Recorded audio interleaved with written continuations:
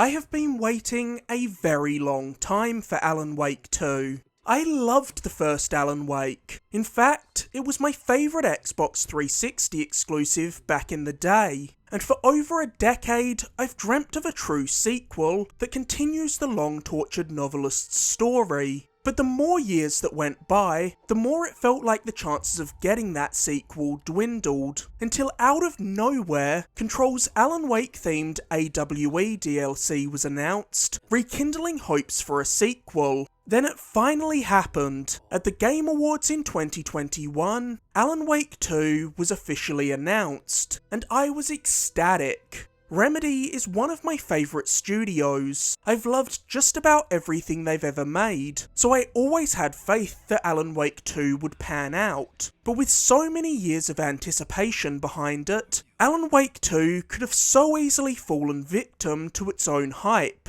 and failed to recapture the magic of the first game. But once again, Remedy has shown why they've become one of the most renowned developers in the industry. Even in one of the most stacked years in gaming history, Alan Wake 2 still stands out as something special. Alan Wake 2 feels like a passion project through and through, and with its intricately layered story, compelling characters, and satisfying gameplay that successfully transitions the Alan Wake series into full-blown survival horror, Alan Wake 2 has easily secured its place as one of the best horror games of the decade, and one of my personal favourite games of all time. Similarly to my Spider-Man review, I won't spoil any major story beats from Alan Wake 2, but this video is going to contain full spoilers for the first Alan Wake, as it's pretty much impossible to talk about Alan Wake 2 without spoiling the first game, as even the surface level premise of Alan Wake 2 spoils the ending of the original Alan Wake. So if you haven't played Alan Wake, proceed with caution. Strangely, Remedy did say that you could play Alan Wake 2 without playing the first game, but I would strongly disagree with that. To be honest, I think you'd be pretty lost if you jumped into this game without playing the original, because the stories are deeply intertwined, and this is very much a direct sequel. So at the very least, I'd recommend watching a recap of the first game before diving into Alan Wake 2. In a very meta way, Alan Wake 2 takes place 13 years after the first game, the same amount of time that's passed since the release of the first Alan Wake. Alan Wake 2 picks up with Alan still trapped in a nightmarish alternate dimension known as the Dark Place, after using the mysterious clicker to trade places with his wife, who was trapped there throughout the first game. Unlike the first game, Alan isn't the only playable character this time around. In Alan Wake 2, your time is divided between Alan as he attempts to break free of the Dark Place, and series newcomer Saga Anderson, an FBI agent who's been dispatched to the town of Bright Falls to investigate a series of ritualistic murders that are somehow inextricably linked to the writings of Alan Wake, as another one of his stories starts coming to life. One of the coolest aspects of Alan Wake 2 is that after the opening hours, you're pretty much free to tackle Saga and Alan's stories in any order you'd like. You can freely bounce back and forth between Alan and Saga in safe rooms, alternating between them at each chapter break, or focusing entirely on one story and then wrapping the other one up afterwards. I was initially switching between the two frequently, but as I got more invested in both Alan and Saga's individual stories, I ended up playing entire sessions as just one character, as I was too curious to see what was going to happen next. As you'd expect if you've played a prior Remedy game, Alan Wake 2's story is strange, winding, and intentionally confusing, and I adored it. While the bizarre Twin Peaks meets True Detective vibe isn't going to be for everyone, it had me fully engrossed from its mysterious opening to its explosive finale, and Alan Wake 2 is without question my pick for best video game narrative of 2023. Alan Wake 2's story is incredibly meta. With Alan meeting characters of his own creation inside the Dark Place, Saga's partner sharing the same name as the protagonist of Alan's series of crime novels, and Remedy's creative director Sam Lake popping up throughout the game in multiple ways. And that's just scratching the surface of how meta and surreal Alan Wake 2 gets. I mean, both Alan Wake games are quite literally narratives about narrative. Metafiction can be hit or miss for me. When it's done correctly, it's a great way of satirising certain concepts or letting creators uniquely present their message, but there's always the chance that it can feel like you're being beaten over the head with said message, or that the creator is using the idea of meta messaging to enhance a story that's not very good on its own. Thankfully, Alan Wake 2 is definitely the former, and I'd even go as far as to say that it's the best example of this style of storytelling I've seen in a game yet. As a direct continuation of the first game, Alan Wake 2 finally offers us resolutions to many of the plot threads established in that game, including giving us some long-awaited answers about Thomas Zane, the poet who became trapped in the Dark Place after the strange force around Cauldron Lake manipulated his art into changing reality long before the same thing happened to Alan, and Mr. Scratch, Alan's evil doppelganger who's been terrorising both Alan and his wife Alice. While it's nice to finally see these plot beats that have been gnawing away at us fans for 13 years resolved, Alan Wake 2 does still end with some ambiguity, leaving room for both the DLC and potentially a third game, which I'd love to see. Let's just hope it's not another 13-year wait this time.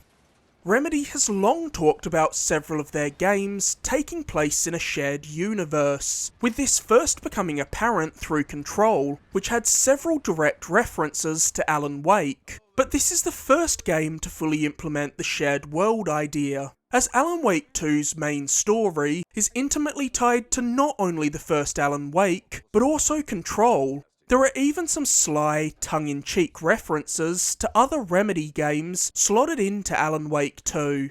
Saga's partner in the FBI, Alex Casey, is modelled after Remedy's creative director Sam Lake, just like Max Payne was, and he's also voiced by the same actor as Max Payne, James McCaffrey.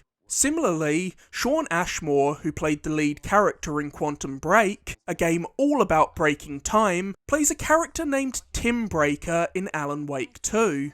It's clear that the entire cast understood the assignment with Alan Wake 2, as every actor gave a performance that perfectly fits the off-kilter tone of Alan Wake's world.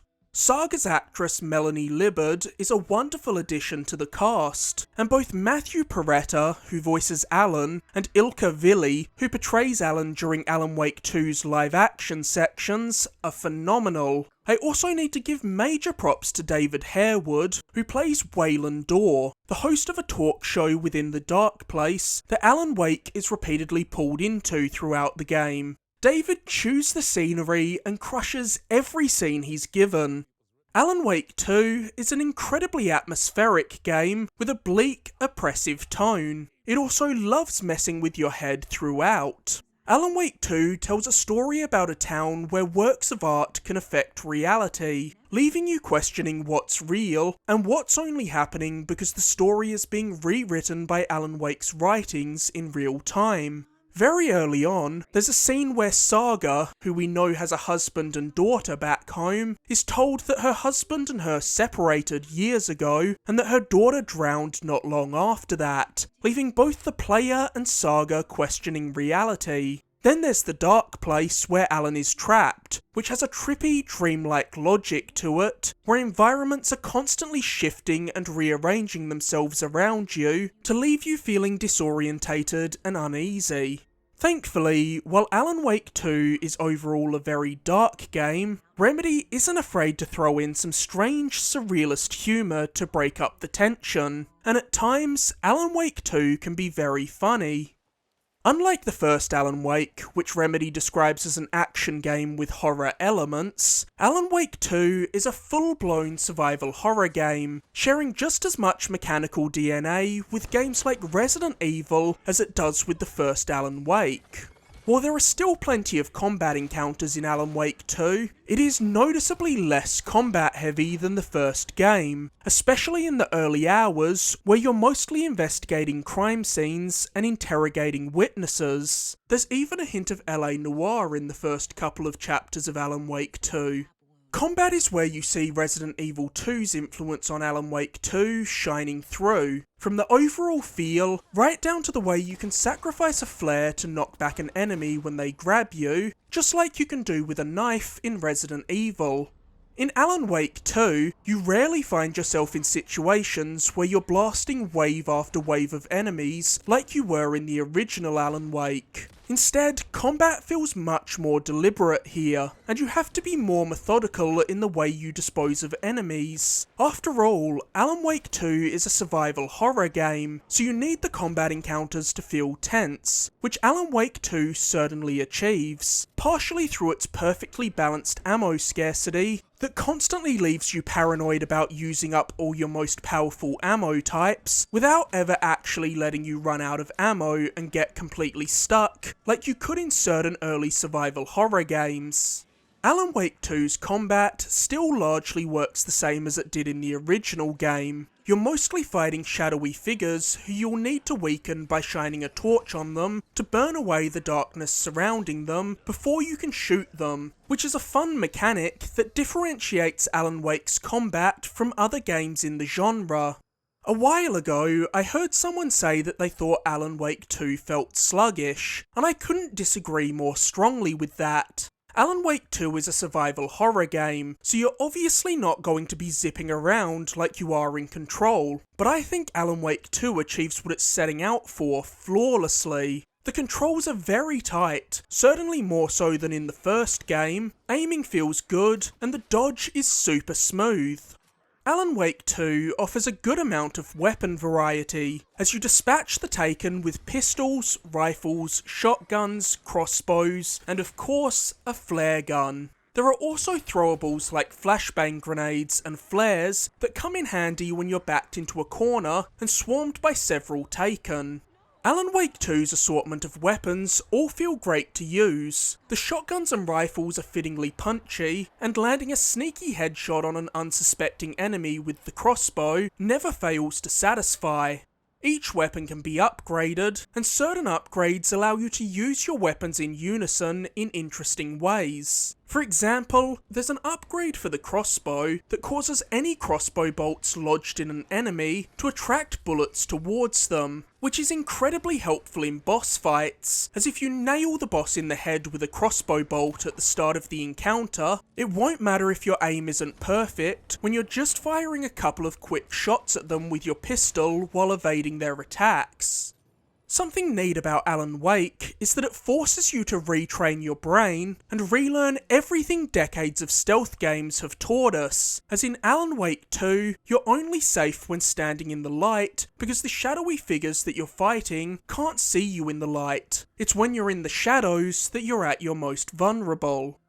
One of the most interesting mechanics of Alan Wake 2 is the Mind Place. With a press of a button, Saga is instantly taken to the Mind Place, a room within her mind where Saga can wander around examining evidence and profiling people she's met. However, it's important to keep in mind that entering the Mind Place doesn't pause the game, so you need to be mindful not to enter the Mind Place when you're in an area where enemies might be present. In the Mind Place, you'll use an evidence board to link together all the clues you've gathered, using them to point you to your next objective. The Mind Place is a great example of a new concept that could only now be brought to life thanks to the PS5 and Series X's SSDs, as being able to press a button and instantly be transported to a new environment simply wouldn't have been possible in prior generations.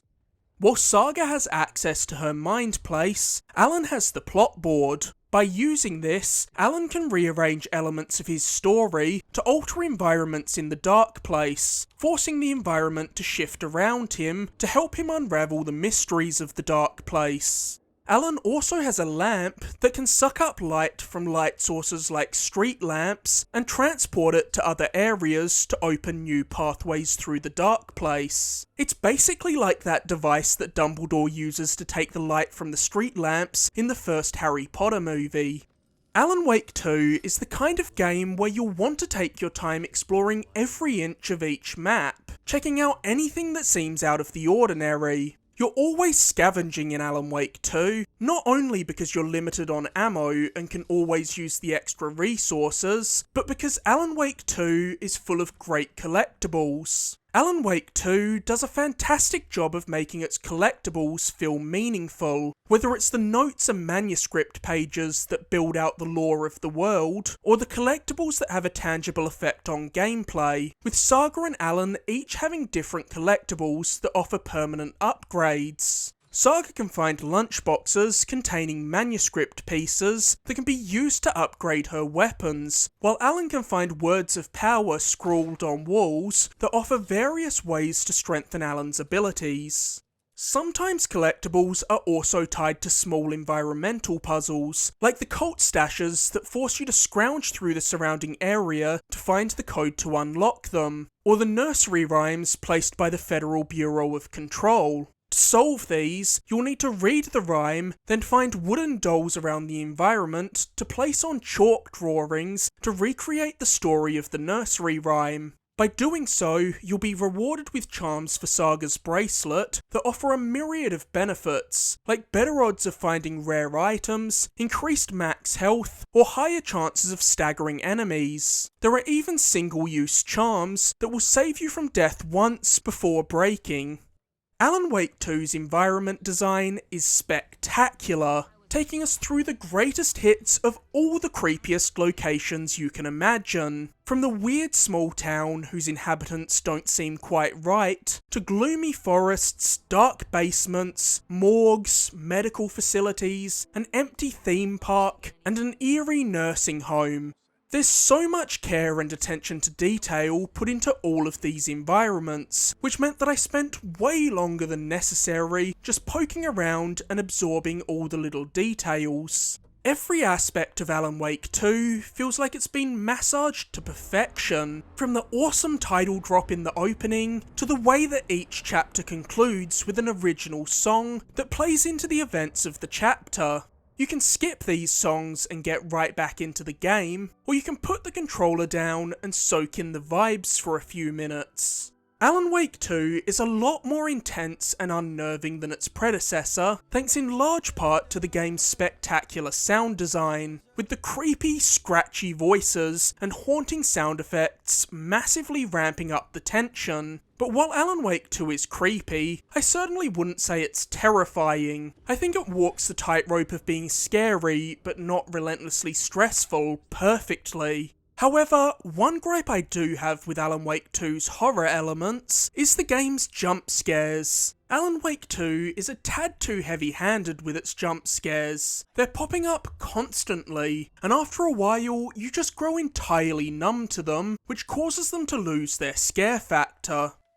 In the lead up to the release of Alan Wake 2, Remedy's communications director Thomas Puha tweeted that he thought Remedy had the best looking game of 2023 with Alan Wake 2. If you make a statement like that, it sure as hell needs to be backed up. And after playing through Alan Wake 2, to give credit where it's due, I'd be inclined to agree with him. Alan Wake 2 is utterly stunning, both in terms of pure visual fidelity and art direction. Alan Wake 2's character models and facial animation are phenomenal. Its environments are richly detailed, and its lighting is gorgeous. The way the light breaks through the tree branches as you're wandering through the game's forests is nothing short of breathtaking. Remedy has long been experimenting with blending live-action footage with in-engine gameplay, even going as far as to include full live-action TV episodes between chapters in Quantum Break. But Alan Wake 2 is far and away Remedy's best implementation of these live-action elements yet. Alan Wake 2 uses the hybrid of live action and animated visuals to create something that feels unlike anything I've ever experienced in a game before, and I cannot imagine how difficult it was to get some of these sequences working as you walk through environments with live action figures popping up around you. While Alan Wake 2 is largely stunning, I did run into a couple of visual hiccups. As I always do when presented with the option, I chose to play Alan Wake 2 in performance mode, as I will always take a smooth frame rate over slightly higher resolution visuals. But when I was playing Alan Wake 2 in performance mode, in certain areas, I would encounter a ton of objects with a strange shimmering effect on them, which was a little distracting. Music has always been important to Remedy's games, whether it's the concert sequence in the first Alan Wake or the incredible ashtray maze in Control. Remedy's games have offered some of the most memorable uses of music in gaming, but Alan Wake 2 takes the use of music to a new level. I initially wasn't going to mention this moment because it's such a unique and surreal thing to stumble across in the game, but seeing as there was a live performance of it at the Game Awards, I think it's no longer a spoiler to say that there's a full-blown musical sequence in Alan Wake 2. I won't spoil the context of it or how it plays out in-game, but I loved this moment. The song Herald of Darkness has been stuck in my head ever since I played through this part of the game. This scene could have so easily gone wrong and come off as cringeworthy, but Remedy nailed it, and this musical set piece is probably my favourite moment in a game this year. At the very least, it's certainly the most memorable moment of a game this year. Alan Wake 2 was everything I could have wanted from an Alan Wake sequel and more. Alan Wake 2's character work is first class. Its slowly unravelling mystery had me fully engrossed from start to finish. The story juggles meta commentary better than any other game I've ever played, and as a survival horror game, Alan Wake 2 is fantastic, leaving you wondering how Remedy was able to make something this good on their first foray into the genre. Remedy truly is one of the most impressive and flexible studios in the entire industry. Alan Wake 2 is the kind of game that sticks with you long after you've finished it. I'm not exaggerating when I say that I've thought about Alan Wake 2 every day since rolling credits, and I know that it's a game I'll be thinking about and trying to break down the more cerebral elements of for years to come.